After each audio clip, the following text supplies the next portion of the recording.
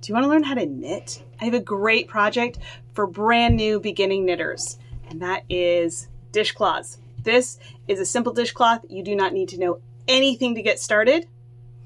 In the process of learning how to knit this dishcloth, you will learn the knit stitch, and you'll learn to cast off, and you'll probably learn how to cast on as well. So the things that you're going to need is you're going to need obviously yarn. My favorite yarn for knitting dishcloths is Sugar and Cream by Lily. It is a worsted weight yarn, and it is 100% cotton. You will find that in most of the yarns that's good for knitting dishcloths, they will say it on the label somewhere that they are good for that. So this is the one that I use and the one that I'll be using for this project. Some other options are loops and threads. You can find that at Michael's.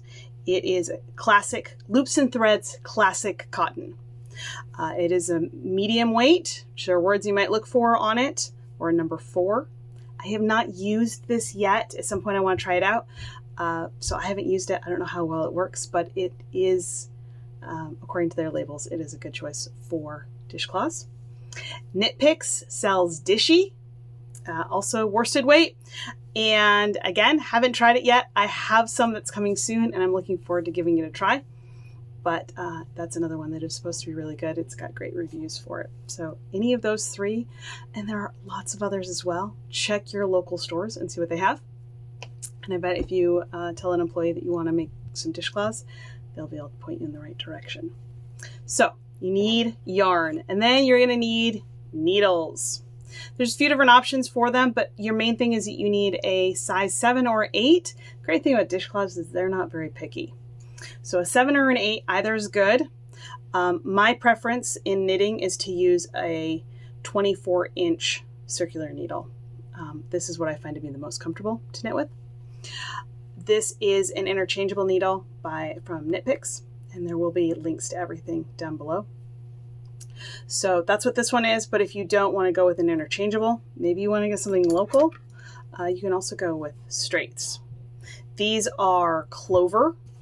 Package looks like this, and you'll want it in a 7 or an 8, and you're going to want the 9-inch needles. You do not want the super long ones for this.